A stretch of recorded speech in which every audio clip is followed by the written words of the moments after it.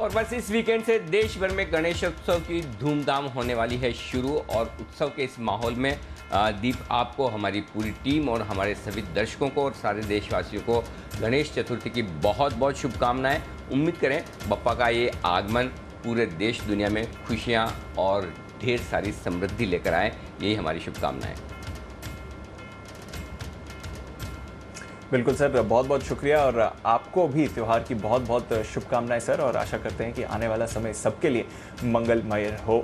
वैसे तो मुंबई महाराष्ट्र में अगले 11 दिन काफ़ी खुशी वाले होने वाले हैं, पर आइए सर आज मार्केट्स पर भी करें बात। वीकली एक्सपायरी का भी दिन है, बताएं आज के ट्रिगर्स आपको क्या कह रहे हैं?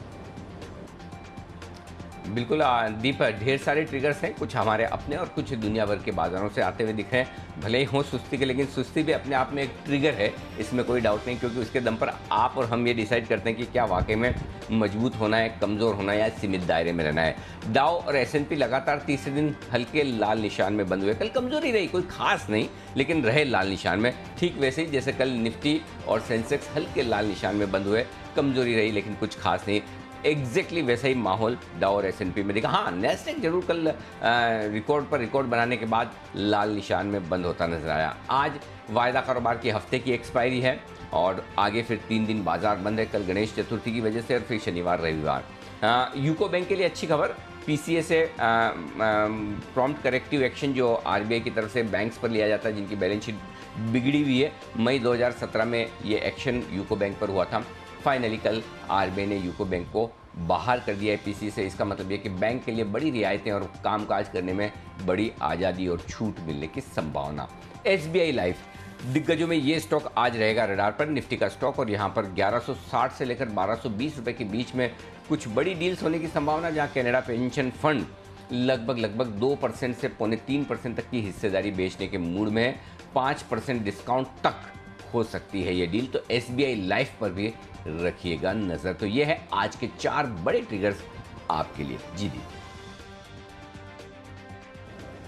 बिल्कुल सर, तो नज़र रहेगी। और फाइनली यूको बैंक भी PCA से बाहर हुआ है, लंबे समय तक करेक्टिव एक्शन के रहा, तो यहाँ पर आपको करना है फोकस। अनिल जी तो आपको काफ़ी समय से कह ही रहे हैं कि अब PSU बैंक्स पर फोकस करने का समय आ रहा है, तो उस स्पेस में एक्शन भरपूर होने वाला है। पर सर एक बार जरा ग्लोबल मार्केट्स के बारे में समझाएं, क्योंकि इस पूरे हफ्ते हम देख रहे हैं ऐसी कोई बड़ी गिरावट नहीं आ रही है। जैसे सर आप भी कह रहे हैं कि परसेंटेज वाइज देखें तो कुछ भी बड़ा मूवमेंट नहीं हुआ है। डाउ की भी अगर आप बात करें तो अपनी रिकॉर्ड ऊंचाई से डाउ को अगर आप देखें तो 2% से कम नीचे है इस समय।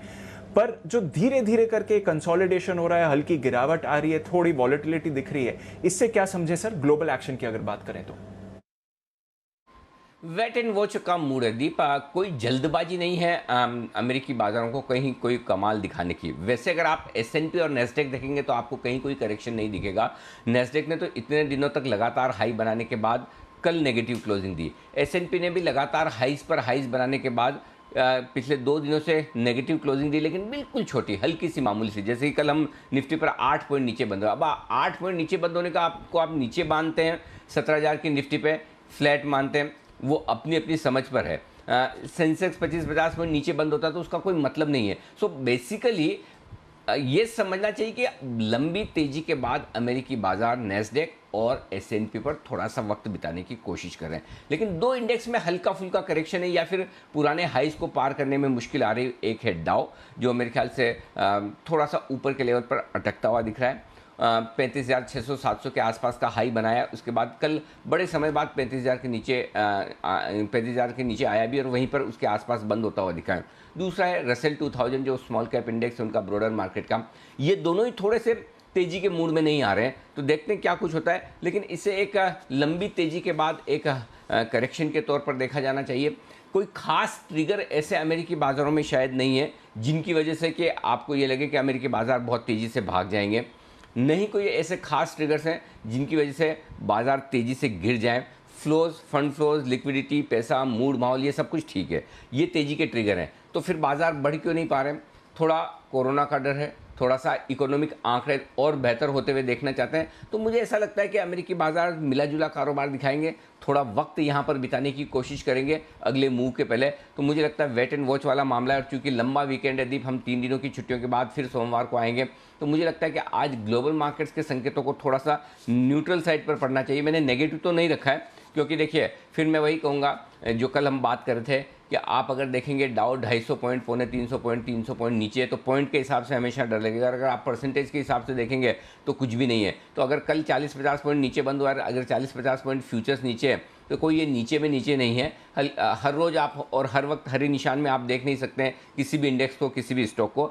सिमिलरली तो मेरा ये समझना है कि एक अगले बड़े मूव, वो मूव किस तरफ होगा अगले हफ्ते पता चलेगा, लेकिन उससे पहले अमेरिकी बाजार, दुनिया भर के बाजार थोड़ी सुस्ती, थोड़ी प्रॉफिट बुकिंग के माहौल में। तो आपको सिर्फ इतना करना है, ग्लोबल मार्केट्स के संकेतों के दम पर ऊपरी स्तरों पर थोड़ी प्रॉफिट बुकिंग करनी है और फिर नीचे इंतजार करना है, क्योंकि हमारे पास अपना कोई ऐसा ट्रिगर तो है नहीं जिसकी वजह से हम बहुत कमज़ोर हो जाएं। अगर हमें कमज़ोर होना है तो भी ग्लोबल मार्केट्स की वजह से, और अगर मजबूत होना है तो ग्लोबल मार्केट स्टेबल रहें, भले ही तेज़ी ना भी दिखाएं।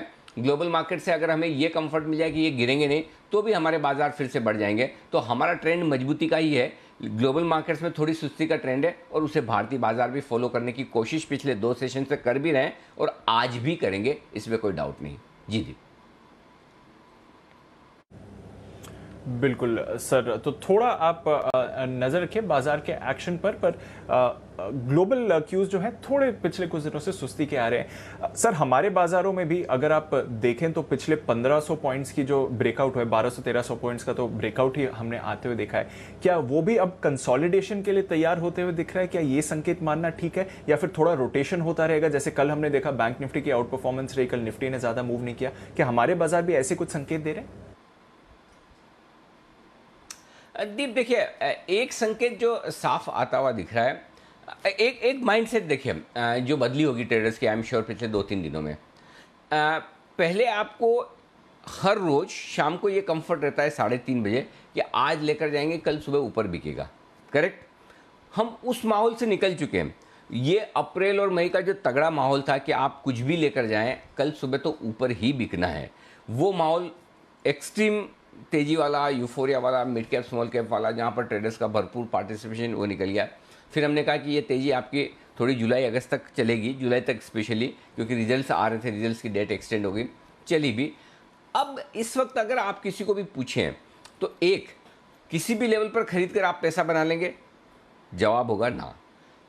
आज 3:30 बजे अगर आप अपनी तेजी की पोजीशन लेकर जाएंगे, कल सुबह पक्का ऊपर बिकेगी, जवाब होगा ना। तो जो बदला है हमारे बाजारों के लिए वो ये कि एक तरफा ट्रेड से हम रेंज बाउंड ट्रेड पर आ गए।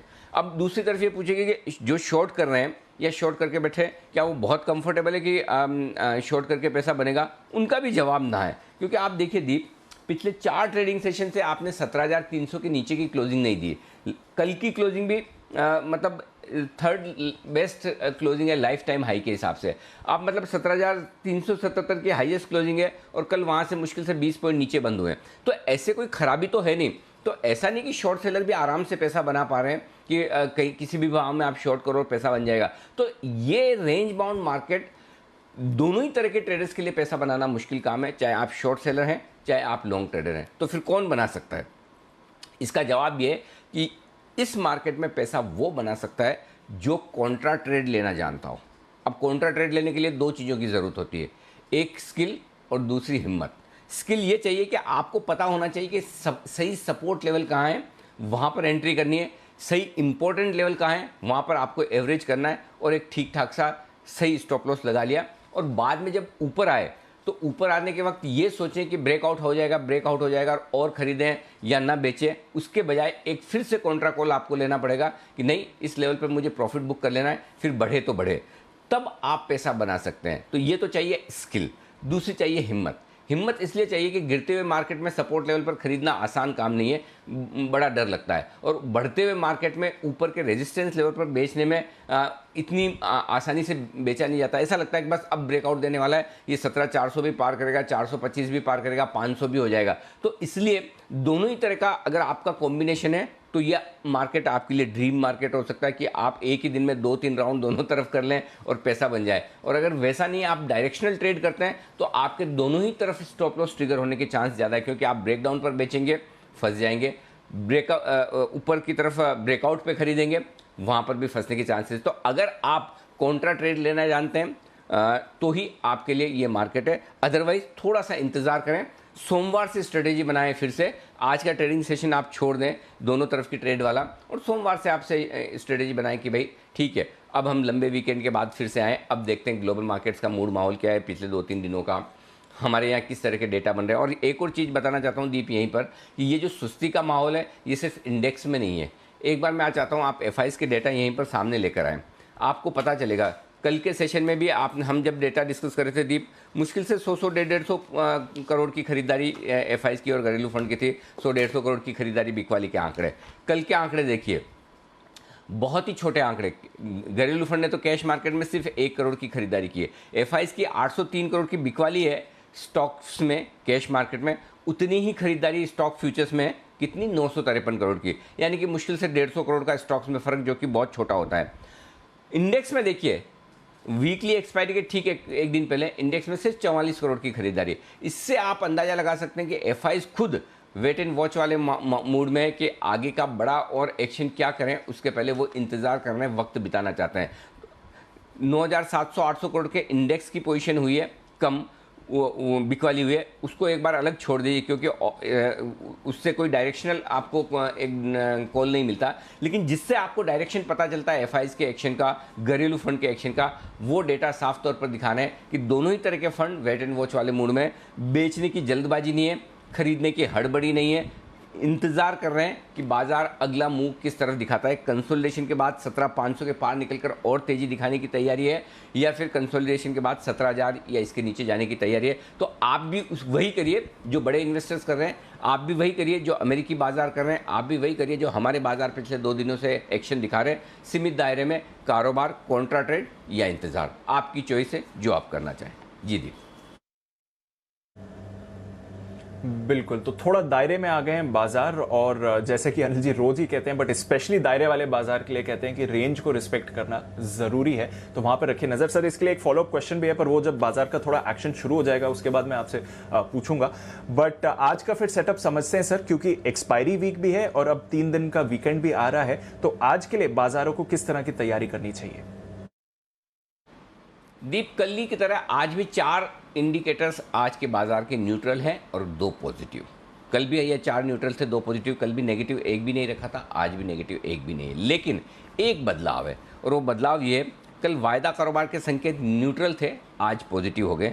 और कल सेंटिमेंट पॉजिटिव था, आज सेंटिमेंट थोड़ा सा न्यूट्रल हुआ है। कि सेंटिमेंट ऊपरी स्तर पर 2-3 दिन से हम 17,425, 17,400 के आसपास आकर रुक रहे हैं, अटक रहे हैं। तो थोड़ा सा एक माइंड में ब्लॉक है कि यहाँ पर रुकना है, तो यहाँ पर प्रॉफिट बुक करना चाहिए, फिर नीचे से वापस से एंट्री करें। तो सेंटिमेंट 2-3 दिनों का ग्लोबल एक्शन देखकर, हमारे यहाँ का एक्शन देखकर न्यूट्रल हुआ है।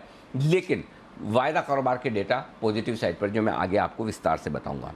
अब आइए आज दिन के लिए बड़े जोन आपको बता दूं। 17,200, 17,250 दिन के लिए सपोर्ट जोन है, आसानी से नहीं टूटने वाला है। वायदा कारोबार की हफ्ते की एक्सपायरी है, डेफिनेटली होल्ड करना चाहिए। लेकिन फिर भी 17,075, 17,125 स्ट्रॉन्ग बाय जोन है, आएगा नहीं, खाली नोट करके रखने के लिए।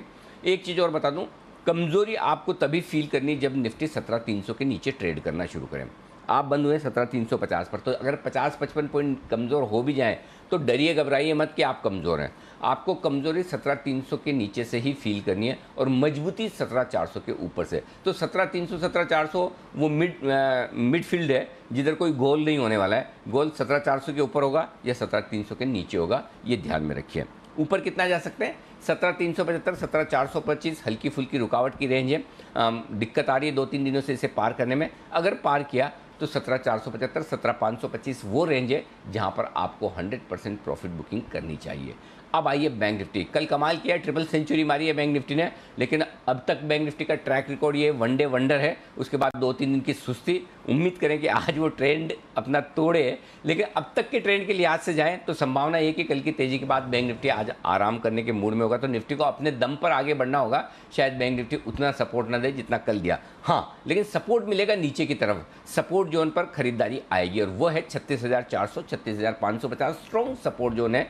आज के लिए इतनी आसानी से नहीं टूटने वाला। फिर भी बैंक निफ्टी और एक्सपायरी का दिन, दोनों का कॉम्बिनेशन कभी भी बड़े मूव ला सकता है, और उसकी आपकी तैयारी होनी चाहिए।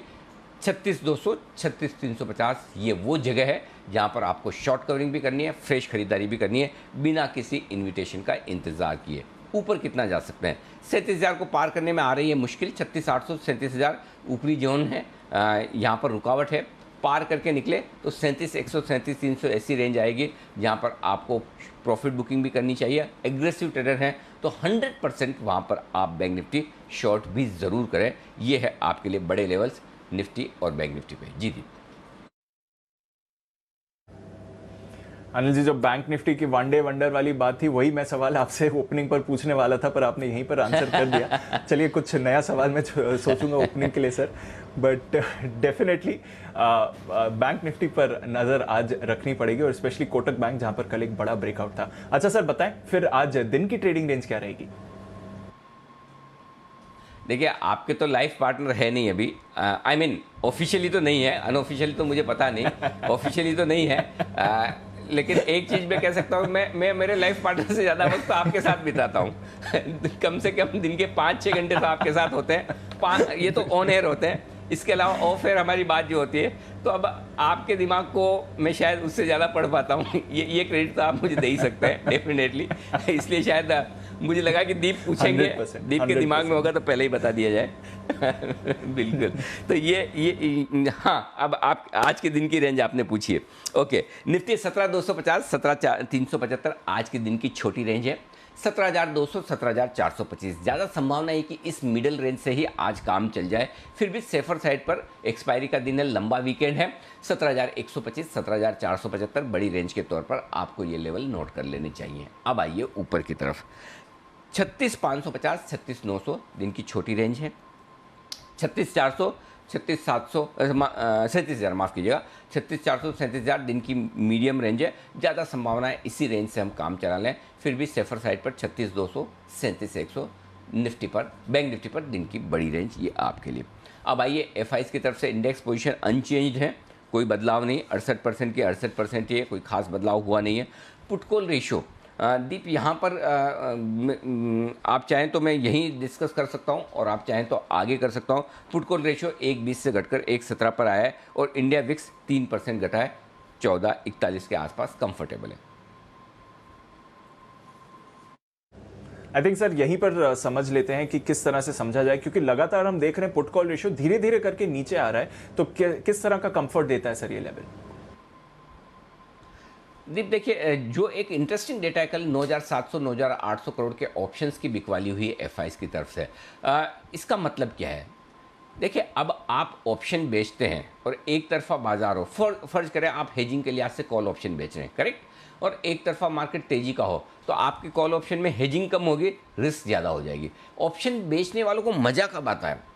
मज़ा तब आता है कि जब बाजार कहीं जाए ना और आप थोड़ा थोड़ा दूर का, फर्ज करें कि आप 17,200 के 17,300 के नीचे बंद नहीं हो रहे, 17,400 के ऊपर बंद नहीं हो रहे, 4 दिन से निफ्टी यही दिखा रहा है। ऐसे में अगर कोई एफआईज है जो 17,500 का कॉल ऑप्शन बेच देता है, वो 17,200 या 17,100 का पुट ऑप्शन बेच देता है और उससे पता है रेंज बाउंड मार्केट है, तो जो प्रीमियम कमाने का मज़ा आता है, जो टाइम इरोजन होता है, टाइम वैल्यू जो कम होती है प्रीमियम की, वो होता दिख रहा है। ये इंडेक्स की बिकवाली को ये मत सोचे कि मूड खराब है, बेच कर निकलने वाले हैं। इसको आप इस लिहाज से देखिए कि रेंज बाउंड मार्केट में हमेशा आप इंडेक्स बेचेंगे तो पैसा बनेगा, एक तरफा मार्केट में माफ कीजिएगा ऑप्शन बेचेंगे तो पैसा बनेगा, और एक तरफा मार्केट में ऑप्शन खरीदने पर पैसा बनने के चांसेस ज़्यादा होते हैं। ट्रेंडिंग मार्केट में ऑप्शन खरीद कर आप पैसा बना सकते हैं, रेंज बाउंड मार्केट में ऑप्शन बेचकर बना सकते हैं। यही एफआईज करते हुए दिख रहे हैं। पुट कॉल रेशियो 1.20 से घटकर 1.17 आया है। कल हम बाटा की बात कर रहे थे कि वो 1.20 वाला लेवल साइकोलॉजिकल लेवल होता है कि अभी तक उसके ऊपर है तो इतना ओवरसोल्ड नहीं है। जैसे ही नीचे आया, अब तक का ट्रैक रिकॉर्ड पिछले 3 बार का दीप ऐसा है कि जब भी 1.20 के नीचे पुट कॉल रेशियो होता है, साथ में एक्सपायरी का दिन हो, तो एक बात पक्की कि लोअर लेवल से आपको शॉर्ट कवरिंग ज़रूर आती है। अब वो लोअर लेवल से शॉर्ट कवरिंग बहुत गैप से खुलकर 9:15 से आ जाएगी, या दिन के दौरान आएगी, या 2 बजे बाद आएगी, वो टाइमिंग किसी को पता नहीं, क्योंकि एग्जैक्टली हम कहाँ खुलेंगे और खुलने के बाद क्या होगा। लेकिन ये बात तय है, अगर बहुत गैप से खुल गए तुरंत शॉर्ट कवरिंग आ जाएगी, कम गैप से खुले तो गिरने के बाद लोअर लेवल से शॉर्ट कवरिंग आएगी। तो इस शॉर्ट कवरिंग के लिए आपको एक बार नीचे के लेवल पर शॉर्ट भी काटनी है, और एग्रेसिव ट्रेडर हैं तो स्टॉप लॉस के साथ खरीदारी भी करनी है। आपके पास आज तेजी करने के लिए, अगर किसी का मूड तेजी करने का है और उनको खरीदना है निचले स्तर पर, तो सिर्फ और सिर्फ एक ही वजह है और बड़ी वजह है, और वो ये है कि पुट कॉल रेशियो आपका ओवरसोल्ड है और कोई नहीं। और अगर डाउ फ्यूचर्स बढ़ जाए कर जाए वो तो मुझे नहीं पता, वो तो अभी तक तो 60-70 नीचे है। वो बढ़ जाए तो वो एक अलग चीज़ है, लेकिन जो डेटा आपके पास है, डेटा के हिसाब से अगर खरीदारी करने की एक वजह है तो वो है ये पुट कॉल रेशियो, इस पर ध्यान रखिएगा। आइए लगे हाथ में आपको कुछ स्टॉप लॉसेस बता दूं दीप। अगर तेजी की पोजीशन है आपकी तो कल जो स्टॉप लॉस दिया था वही आज भी है, थोड़ा दूर का रख रहा हूँ एक्सपायरी की वजह से, लंबे वीकेंड की वजह से 17,200 इंट्राडे भी और क्लोजिंग भी। फिर भी जिनको कम रखना है इंट्राडे 17,250 का रख सकते हैं, कल के लोज के आसपास का, लेकिन जब 17,250 तक रख ही रहे तो 17,200 ही रख लो ना, क्या फ़र्क पड़ता है, 50 पॉइंट और सही, ताकि आपका ट्रिगर ना हो। लॉन्ग साइड पर अगर आपकी पोजीशन है बैंक निफ्टी में तो जो स्टॉप लॉस कल का था वही आज रखना है, भले कल से आज तेजी बढ़िया हुई हो, लेकिन 36,350 यही स्टॉप लॉस रखने में समझदारी है आपके लिए। शॉर्ट साइड पर अगर आपकी पोजीशन है 17,500 लगातार यही स्टॉप लॉस दे रहे हैं, आज भी यही रखना है 17,500 का। और बैंक निफ्टी में 37,000 का छोटा स्टॉप लॉस है इंट्राडे के लिहाज से। कल क्लोजिंग बेसिस पर भी दीप स्टॉप लॉस 36,850 का दिया था, उसके ऊपर बंद नहीं होता। क्लोजिंग बेसिस पर बैंक निफ्टी पर कल स्टॉप लॉस ट्रिगर नहीं हुआ। हाँ, 36,700 का इंट्राडे स्टॉप लॉस जरूर ट्रिगर हुआ होगा अगर किसी ने लगाया तो, लेकिन क्लोजिंग बेसिस पर शॉर्ट सेलर्स का स्टॉप लॉस ट्रिगर नहीं हुआ है। और आज शॉर्ट सेलर्स के लिए बैंक निफ्टी में 37,000 इंट्राडे, 36,850 क्लोजिंग। जी दीप। ओके तो ये है आपके लिए इंपॉर्टेंट लेवल्स मौजूदा पोजीशंस के लिए, और जैसा अनिल जी कह रहे हैं पीसीआर से आपको आ रहा है कंफर्ट। नई पोजीशंस फिर कैसे बनानी सर, क्योंकि एक्सपायरी भी है आज? खरीदारी करें निफ्टी 17,200 से लेकर 17,275 की रेंज में। 17,200 250 सही रेंज है, लेकिन मैं 275 इसलिए लिख रहा हूं ताकि वहीं से आप सोचना शुरू करें कि अब नीचे आ रहा है, अब क्या करना है। शुरुआत 17,250 से भी कर सकते हैं, 17,225 17,200, ये पूरी 50 पॉइंट की रेंज अच्छा लेवल है जहां पर आप करें खरीदारी। 17,125 का लगाइएगा स्टॉप लॉस, थोड़ा दूर का दे रहा हूँ, सोच समझ कर दे रहा हूँ, मुझे पता है, लेकिन वही रखिए। 17,325 350 375, ये 25-25 पॉइंट की रेंज में 3 जगह रुकावट है। फिर 17,425, ये है वो लेवल जिसके लिए करनी है आपको निचले स्तरों पर खरीदारी। अगर आप एग्रेसिव ट्रेडर हैं और बड़ा गैप मिले शुरुआत में ही, जैसा कि दिख रहा है 50-60 पॉइंट, थोड़ा और मिल जाए 75-80 पॉइंट गैप मिल जाए निफ्टी में, तो तुरंत ही खरीद लीजिए, फिर रेंज का इंतजार न करें।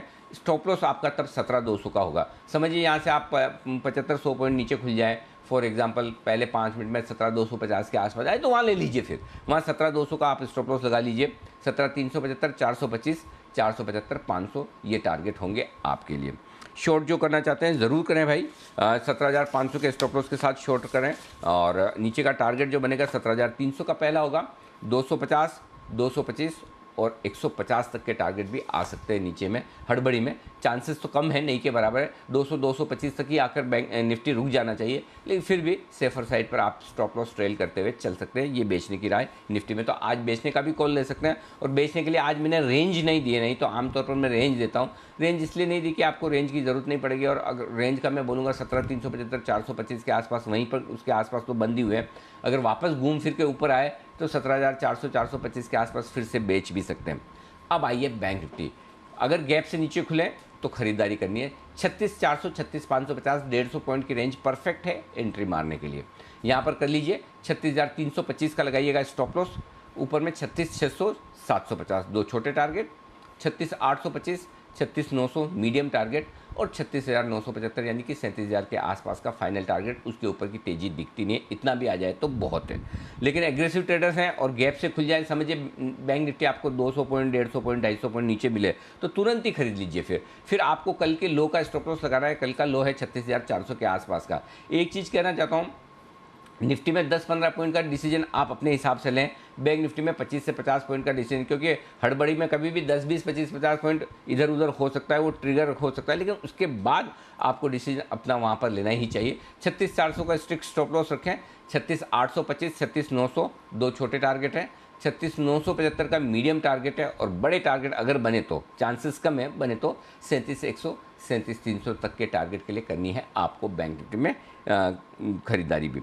अब आइए शॉर्ट करने का मामला, 36,900 37,100 की रेंज में शॉर्ट करना चाहिए। और ये रेंज में इसलिए दे रहा हूँ, निफ्टी में मैंने ऊपर की रेंज नहीं दी शॉर्ट करने की, लेकिन बैंक निफ्टी में दे रहा हूँ वो इसलिए कि कल बैंक निफ्टी ने पहली बार ताकत दिखाई है ऊपर जाने की, तो हो सकता है आज फिर से फॉलो अप बाइंग एक बार सुबह सुबह दिखा दे। अगर दिखा दे तो इस रेंज में फिर आपको बेचना है, बेचे कोई दिक्कत नहीं है, शॉर्ट करिए ना एक बार, क्या फ़र्क पड़ता है, करिए। 37,300 का स्टॉप लॉस आपके हाथ में है, 36,825 36,750 36,600, 36,550 और 36,475, ये सारे टारगेट के लिए करनी है बैंक निफ्टी में बिकवाली।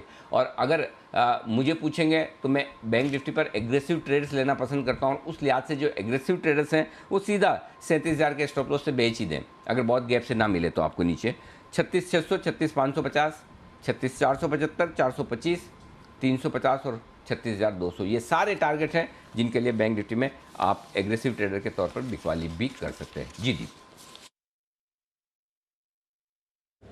क्लियर है सर। तो अग्रेसिव ट्रेडर्स के लिए बैंक निफ्टी में दोनों तरफ के मौके हैं, अग्रेसिव ट्रेडर्स के लिए निफ्टी में भी आपके पास खरीदारी के मौके हैं, और वैसे तो दोनों तरफ के मौके इंडेक्स रोज आपको देता ही है। लेवल्स को करें रिस्पेक्ट, जैसे अनिल जी आपको बार बार कहते हैं।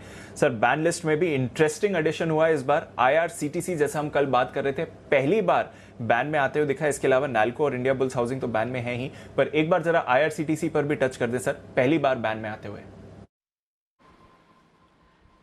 लाइफ में कभी हर चीज़ कभी न कभी पहली बार होती है दीप। IRCTC के लिए भी हुई, लेकिन कम से कम मुझे इस बात की खुशी कि IRCTC अब ट्रेडर्स के रडार पर आ रहा है।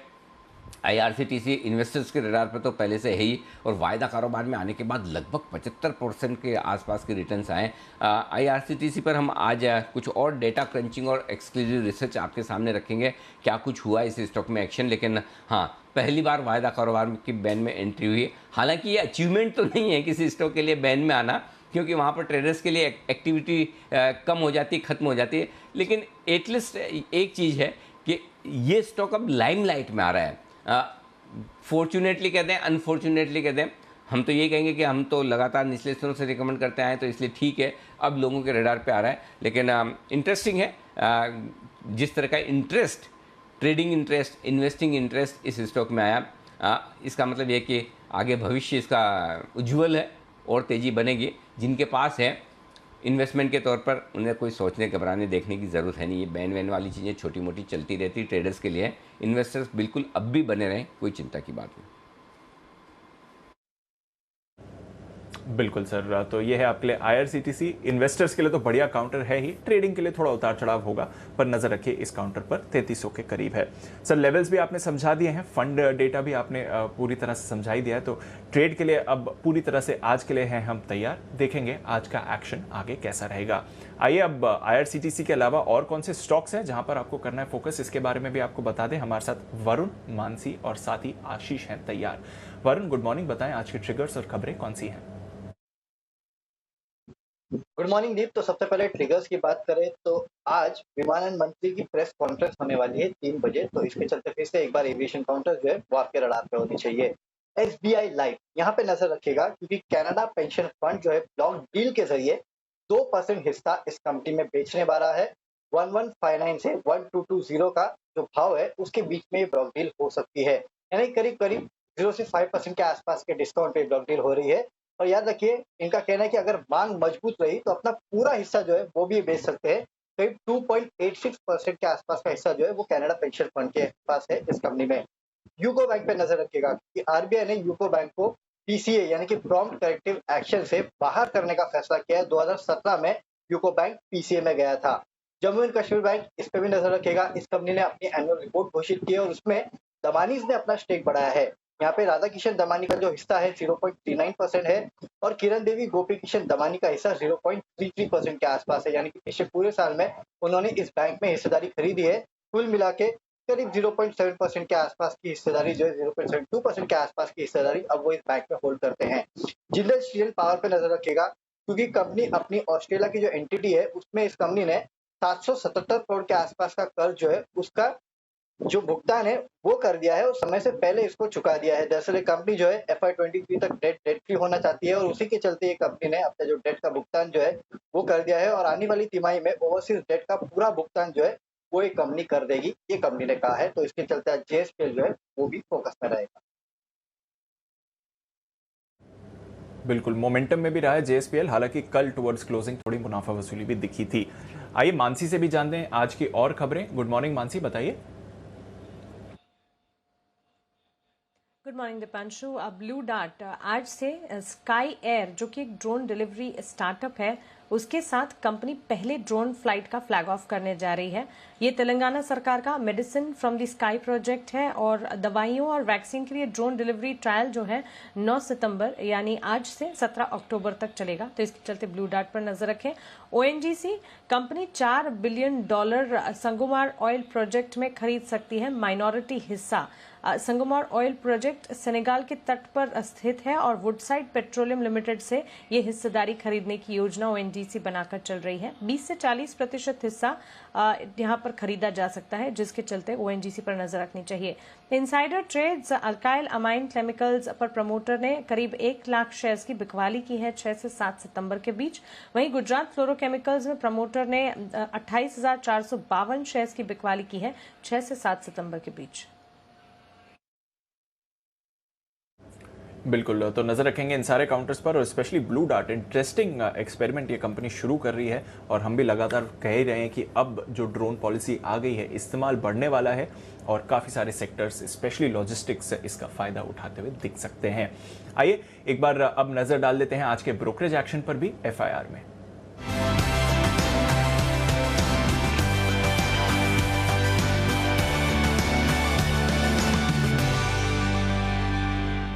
गुड मॉर्निंग आशीष, बताइए आज की रिपोर्ट्स क्या कह रही हैं? Good morning Deepanshu. सबसे पहले देखिए एसबीआई कार्ड जहां पर क्रेडिट स्विस की तरफ से रिपोर्ट आई है, आउट परफॉर्म की रेटिंग को बरकरार रखा और लक्ष्य उन्होंने 1200 से बढ़ाकर 1300 रुपये कर दिया। 1108 की जो है कल की क्लोजिंग है। ये कह रहे कि इस हाई ग्रोथ कारोबार में कंपनी बहुत ही वेल पोजीशनड है और अगले 2 साल में करीब 30% की जो ग्रोथ है वो एक्सपेक्ट कर रहे हैं। ईपीएस के अनुमान में 2 से 3% की बढ़ोतरी की है क्योंकि स्पेंडिंग में एक बढ़त देखने को मिल रही है और इनका क्रेडिट कॉस्ट जो है ये भी थोड़ा कम हुआ है, तो इसका भी एक आगे जाकर फायदा देखने को मिलेगा। आईसीआईसीआई बैंक यहाँ पर मॉर्गन स्टैनली की तरफ से रिपोर्ट है, ओवरवेट की रेटिंग को बरकरार रखा है 900 रुपये के लक्ष्य के लिए। 721 कल की क्लोजिंग है और ये कह रहे हैं कि इनके क्रेडिट कॉस्ट में जो गिरावट आ रही है इसका इनको आगे जाकर फायदा देखने को मिलेगा। एमएनएम पर थोड़ी सी मिलीजुली रिपोर्ट्स आई हैं। जेफरीज की रिपोर्ट है जहां पर अंडर परफॉर्म की रेटिंग को बरकरार रखा है 635 रुपये के लक्ष्य के लिए। ये कह रहे हैं कि ट्रैक्टर सेगमेंट में अगर आप देखें तो थोड़ी सी बिक्री में सुस्ती नजर आ रही है, पिछले साल के मुकाबले जो है वो घटी है बिक्री, तो इसका एक असर देखने को मिलेगा। लेकिन वहीं मॉर्गन स्टैनली अगर आप देखें तो इन्होंने ओवरवेट की रेटिंग को बरकरार रखा है और लक्ष्य जो है 1158 से घटाकर 1064 रुपये कर दिया है और करीब करीब 755 के आसपास की जो है कल की क्लोजिंग है। टीसीएस यहाँ पर नजर रखिएगा, सिटी की तरफ से रिपोर्ट है, बिकवाली किराए को बरकरार रखा है 3,385 रुपये के लक्ष्य के लिए। इनकी जो कमेंट्री है वो तो बढ़िया ही है, मान रहे कि अच्छी डबल डिजिट ग्रोथ FY22 में देखने को मिलेगी, लेकिन वैल्यूएशन महंगे, इसके चलते इन्होंने बिकवाली की राय को बरकरार रखा है। सिंजन इंटरनेशनल अंत में यहाँ पर नजर रखिएगा, यहाँ पर मैक्वायरी की तरफ से रिपोर्ट आई है, आउट परफॉर्म की रेटिंग को बरकरार रखा है 730 रुपये के लक्ष्य के लिए। 614 जो है कल की क्लोजिंग है और ये मान रहे कि बायोलॉजिक्स और एपीआई सेगमेंट में काफ़ी बढ़िया ग्रोथ देखने को मिलेगी, जिसके चलते स्टॉक पर आउट परफॉर्म की रेटिंग को बरकरार रखे हुए हैं। ओके, तो ये है वो तमाम रिपोर्ट्स जिन पर आज दिखेगा आपको एक्शन। एसबीआई कार्ड्स पर दमदार रिपोर्ट्स आती हुई 1300 के टारगेट के साथ में। आइए बढ़ते हैं आगे और टारगेट लेते हैं हमारे सभी स्टॉक से। वक्त है पिक ऑफ द डे का, सारे एक्सपर्ट्स हैं तैयार।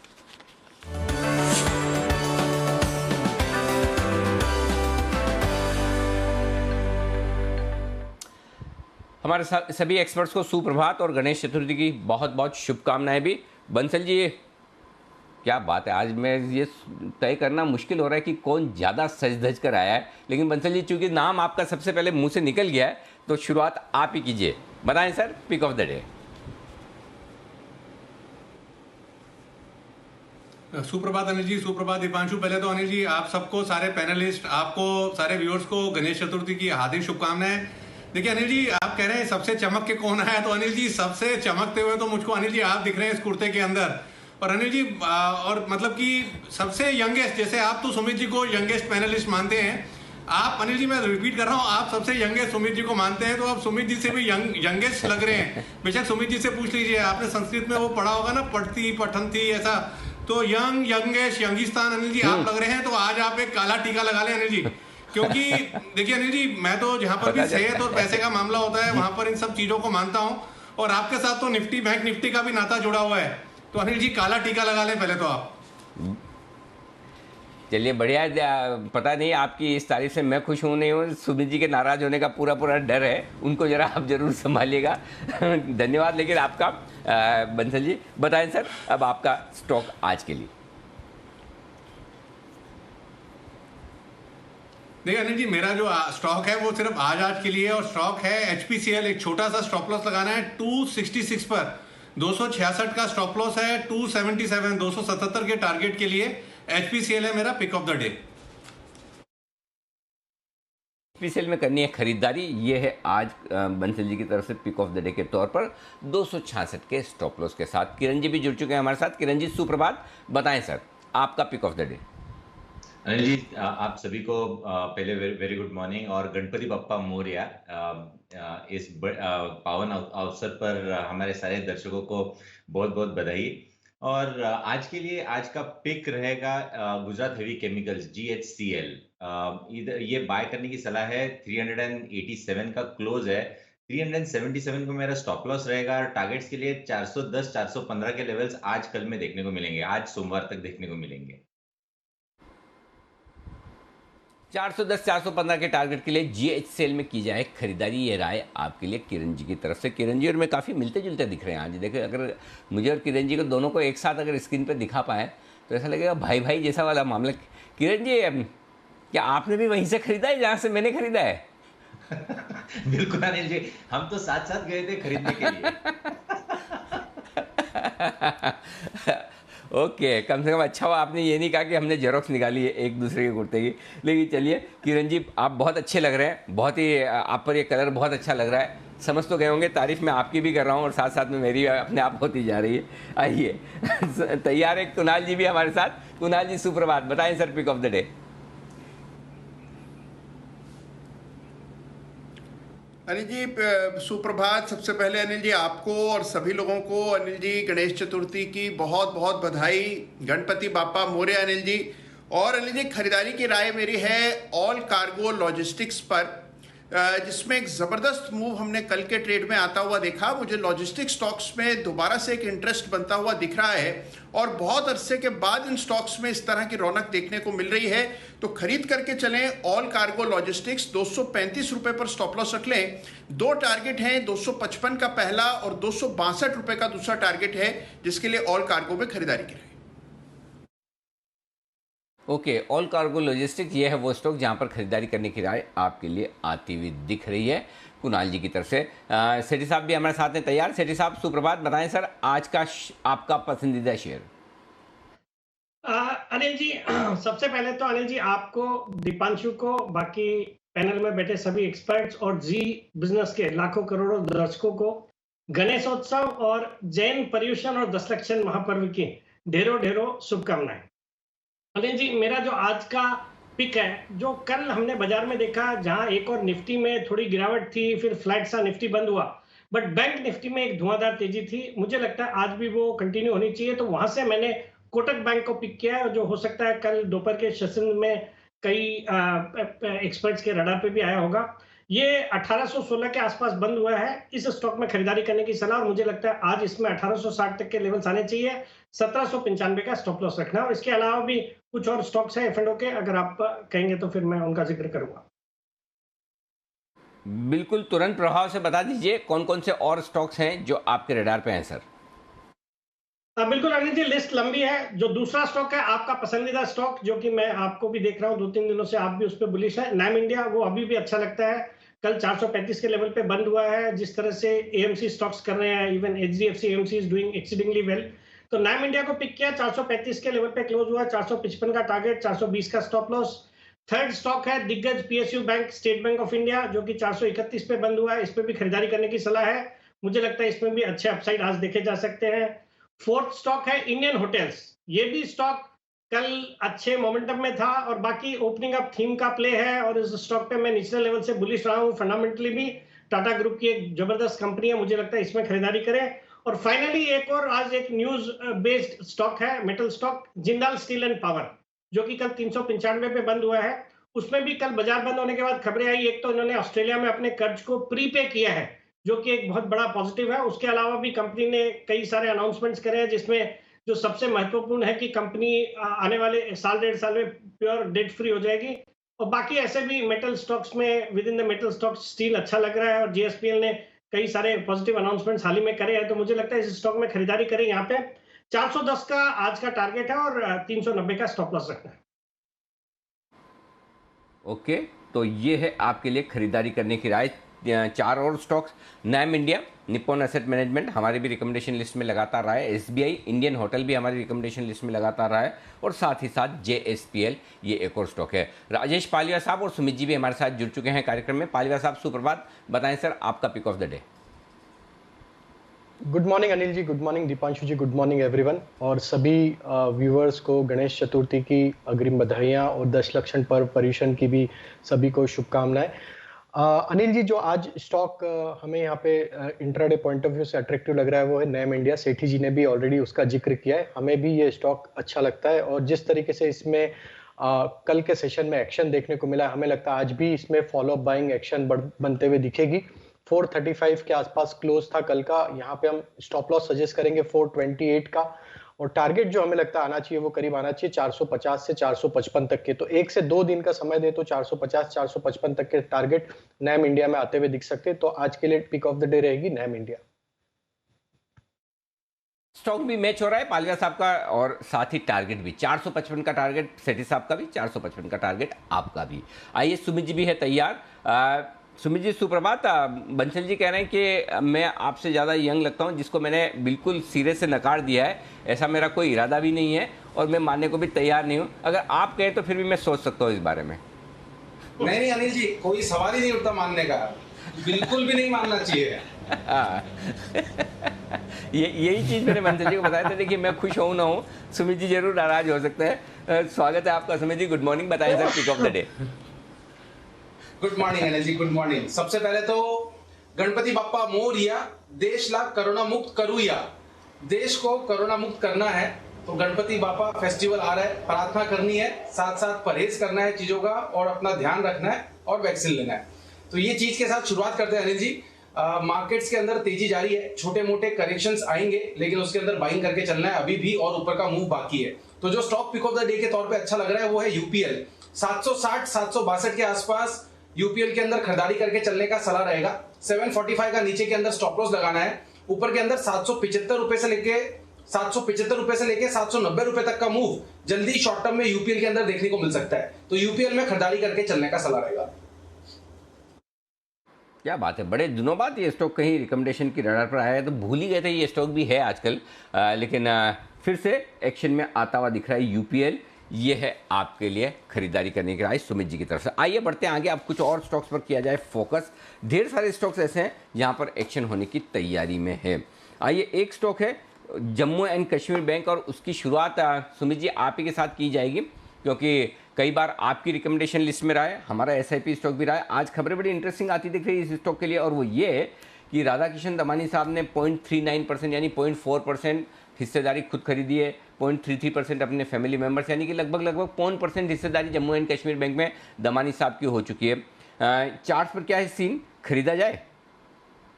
जी, जम्मू एंड कश्मीर बैंक बहुत लोअर लेवल से हमारे रडार पर है और हमने इस पर नजर रखने को कहा था और साथ साथ लेने को भी कहा था। J&K बैंक 36 के आसपास आ चुका है और ये स्टॉक जल्दी ही 40 का आंकड़ा क्रॉस करेगा और हाफ सेंचुरी लगाएगा।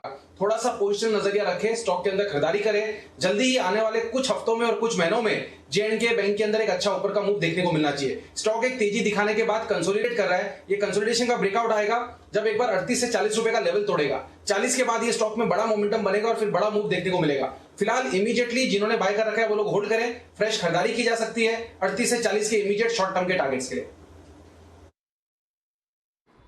ओके, ये है आपके लिए जम्मू एंड कश्मीर बैंक पर राय आती हुई है। बंसल जी, हमारे एक व्यूअर है, दर्शक हैं जैन साहब, उन्होंने अभी भी एक ट्वीट किया है, मैं उनका ट्वीट पढ़ रहा था। उन्होंने लिखा कि बंसल जी तो कह रहे थे कि मुझे काला टीका लगा ले, और आप देखिए सुमित जी को काला रुमाल लगा के आए अपनी पॉकेट में, एकदम सामने दिख रहा है।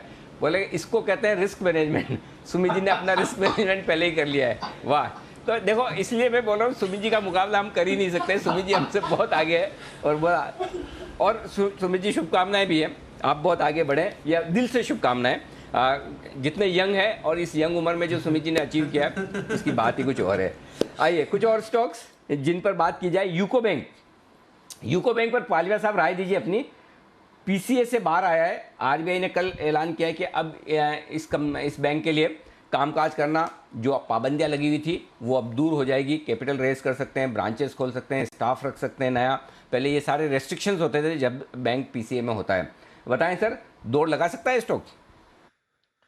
अनिल जी, इसका सेटअप तो देखिए मल्टीपल सपोर्ट जोन के पास ही स्टॉक ट्रेड कर रहा है और जिस तरीके से स्टॉक का सेटअप है और न्यूज फ्लो आया है, हमें लगता है कि आज के सेशन में एक ब्रेकआउट देखने को मिलेगा। अगर डेली सेटअप और वीकली सेटअप एनालाइज करें तो वीकली चार्ट पे आज के सेशन में अगर ये 13 रुपए के ऊपर क्लोज होता है तो एक डाउन स्लोपिंग ट्रेंड लाइन का ब्रेकआउट भी इसमें बनते हुए दिखेगा, जो कि एक रिवर्सल का साइन है। तो बिल्कुल आज हमें लगता है कि 13 रुपए के ऊपर जैसे स्टॉक आज आएगा तो एक अच्छा मूव बनते हुए दिखेगा। इसमें 14 से 15 रुपीज तक की अपसाइड यहाँ से बनते हुए दिख रही इमीडिएट बेसिस पे। 15 रुपए इसका एक इमीडिएट हर्डल है, अगर वो क्रॉस होता है तो फिर इसमें मोमेंटम हायर साइड का और कंटिन्यू होते हुए भी दिख सकता है। फिर ये अपने स्टॉक 16 रुपए 70 पैसे 17 रुपए तक का भी अपसाइड यहाँ से दिखाता हुआ दिख सकता है। तो आज के सेशन में 13 रुपए के ऊपर बिल्कुल आता है तो बाय करें। 14 रुपए से 15 रुपए के इमीडिएट टारगेट, उसके बाद इसमें 17 रुपए तक की अपसाइड भी यहाँ से एक्सटेंड होते हुए दिख सकती है। ओके, एसबीआई लाइफ, जरा चार्ट्स पे भी राय लूंगा, फंडामेंटल भी। फंडामेंटल सेटिस आपके पास जाऊँ उससे पहले चार्ट्स पर किरण जी इसके लेवल निकाल के रखेगा, क्योंकि आज एक बड़ी ब्लॉक डील होने वाली है। 2% से लेकर 2.25% के आसपास कनाडा पेंशन फंड अपनी हिस्सेदारी बेच सकता है। 1159 से लेकर 1220 की रेंज रखी है। 0 से लेकर 5% डिस्काउंट की रेंज में ये डील होगी। आप चार्ट्स देखकर किरण जी ये तैयार करिएगा कौन सा बढ़िया लेवल है इन्वेस्टर्स के लिए जहां एंट्री करनी चाहिए, और राय सेठी साहब से भी फंडामेंटली क्या आज की ब्लॉक डील के बाद खरीदना चाहिए या इंतजार करें? बिल्कुल अनिल जी, फंडामेंटली बहुत ही दमदार स्टॉक है और मैं एक्सट्रीमली बुलिश हूं इस पूरे स्पेस पे। और अगर ये आज ब्लॉक डील में जो निचले लेवल्स है प्राइस बैंड के 1159, जो कि 5% नीचे कल के क्लोजिंग प्राइस से, अगर वहां पे मिलता है तो मुझे लगता है it would be a blind by. और मैं तो एडवाइस करूंगा रिटेल निवेशकों को या इवन एचएनआईज को कि बाजार खुलने से पहले ही प्री ओपनिंग में 1160-65 के लेवल पे बाइंग के ट्रेड डाल दें। अगर आ जाता है स्टॉक तो वो एक बहुत अच्छी अपॉर्चुनिटी होगी इस स्टॉक को इन लेवल्स पे एक्वायर करने की। बट मुझे नहीं लगता ये डील उन लेवल्स पे होगी। मुझे लगता है जो अपर बैंड ऑफ द ये प्राइस बैंड है उसके आसपास ये डील होनी चाहिए। बट इवन अदरवाइज ये स्टॉक आज की ब्लॉक डील के बाद भी मुझे लगता है बिल्कुल तेजी करनी चाहिए और आने वाले कुछ दिनों में महीनों में ये स्टॉक यहाँ से अच्छे अपसाइड दिखाएगा। ओके, तो ये है आपके लिए एसबीआई लाइफ पर राय फंडामेंटली। किरण जी, लेवल वो पॉइंट जहां पे एंट्री कर लेनी है। अनिल जी, जब ब्रेकआउट हुआ था सबसे लास्ट वाला ब्रेकआउट, वो लेवल था 1172। तो मेरा मानना है कि 1172 1175 ये परफेक्ट लेवल्स रहेंगे टेक्निकली, जहां पे बहुत अच्छा सपोर्ट है। वापस एक बार टेस्ट करता नजर आएगा। लॉन्ग पोजीशंस के लिए 1150 के ट्रेलिंग स्टॉप लॉस लगाना चाहिए क्लोजिंग बेसिस पे। और मुझे लगता है कि आते दिनों में वापस एक बार 1250 के जो स्विंग हाइज है वो टेस्ट होते नजर आएंगे। तो 1172 1175 ये लेवल्स रहेंगे बाय करने के लिए। 1122 1135 ये तो ब्लॉक डील की रेंज से भी नीचे, उतना इंतजार करें, आज नहीं ले फिर।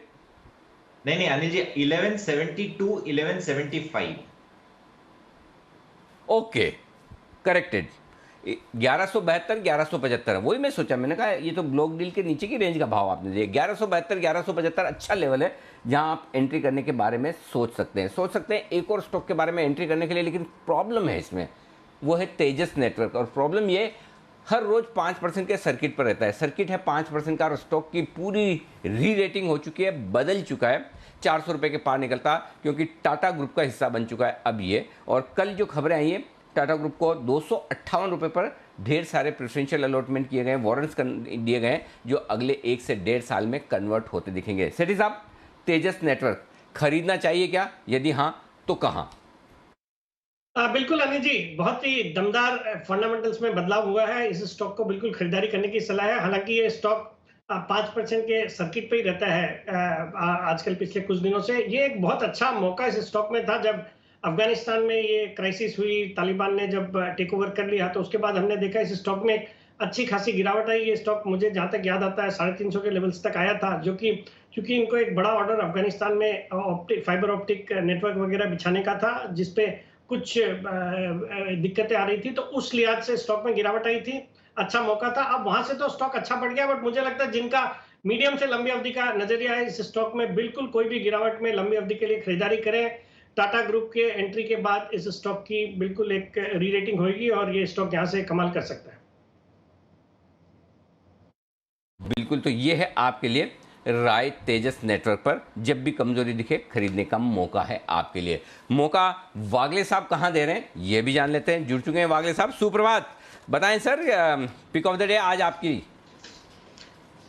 Anil ji good morning, Deepanshu good morning. मेरी तरफ से सारे दर्शकों को आप सभी को गणेश चतुर्थी की शुभकामनाएं। मेरा बाय कॉल कोटक बैंक पे ही है। 1815 का बंद है, ये मैं स्पॉट लेवल्स कैश लेवल दे रहा हूँ। 1790 का स्टॉप लॉस, 1882 का टारगेट, 1 से 2 दिन का व्यू। ओके, कल का कोटक महिंद्रा बैंक जो खरीदारी करने की राय, यही आज का पिक ऑफ द डे सेठी साहब का भी है और इसे आज मेरा भी स्टॉक ऑफ द डे मानकर चलें। कल जब वागले साहब दे रहे थे, जय ठक्कर ने भी दिया था कॉल ऑप्शन के जरिए, तब हम यही कह रहे थे कि ये स्टॉक कमाल करने को तैयार है। तो बड़ा एक्शन कोटक बैंक में होने को तैयार है, यहाँ पर करनी है आपको खरीदारी। बेहतरीन स्टॉक आपके लिए आता हो। आइए एक और स्टॉक है जहाँ पर अब राय ली जाए। बंसल जी, गोकुलदास एक्सपोर्ट, छोटी खबर है, बड़ी तो नहीं, लेकिन टेक्सटाइल स्टॉक्स एक्शन में भरपूर है। बेंगलोर के इनके प्लांट में, एक प्लांट में इन्होंने कमर्शियल प्रोडक्शन शुरू किया है। चार्ट देखिए जरा गोकुलदास एक्सपोर्ट। देखिए अनिल जी, चार्ट्स पॉजिटिव हैं। यहाँ पे नीचे में 200 रुपये एक अच्छा बेस है, 200 के ऊपर स्टॉक निकला है। 200 रुपये का अच्छा बेस है, 200 का नीचे का स्टॉप लॉस है। टेक्निकली 220 से लेकर 225 के भाव ये स्टॉक ऊपर में दिखाने का दमखम रखता है। ओके, तो ये है आपके लिए गोकुलदास एक्सपोर्ट्स पर राय। एक बार जल्दी से गोकुलदास पे सेठी साहब की भी राय लेनी चाहिए, क्योंकि सेठी साहब की भी रिकमेंडेशन लिस्ट में रहा। और लास्ट सेठी साहब, अगर मुझे अच्छे से याद है, तो 135-140 रुपए के आसपास आपने रिकमेंड किया था और तब आपने कहा था कि 175-200 के टारगेट बनेंगे इसके। सही है मुझे याद? बिल्कुल बिल्कुल अनिल जी, बिल्कुल कमाल की याददाश्त था आपकी। इस स्टॉक को मैंने as a long term pick इसी शो में, चाहे वो एसपीएल मिड कैप है या बाजार अगले हफ्ते, इसमें भी रिकमेंड किया हुआ है। 135-40 के लेवल पे रिकमेंड किया था। एक बहुत ही दमदार कंपनी है और खास करके purely export oriented textile company है। और आजकल तो हमने देखा है चाइना +1 की जो स्ट्रेटेजी अडॉप्ट कर रहे हैं फॉरेन में जो टेक्सटाइल कंपनीज है, तो उसका एक बड़ा फायदा जो जितने भी टेक्सटाइल स्टॉक्स हैं उनको देखने को मिल रहा है। प्लस सरकार का भी अच्छा खासा फोकस रहा है, कल पीएलआई स्कीम को मंजूरी दे दी है। तो ऑल इन ऑल एक बहुत ही अच्छा स्टॉक है। हालांकि मेरे टारगेट्स आ गए, बट मुझे लगता है अभी भी होल्ड ही करना है या कोई भी गिरावट में इसको खरीदारी करनी है।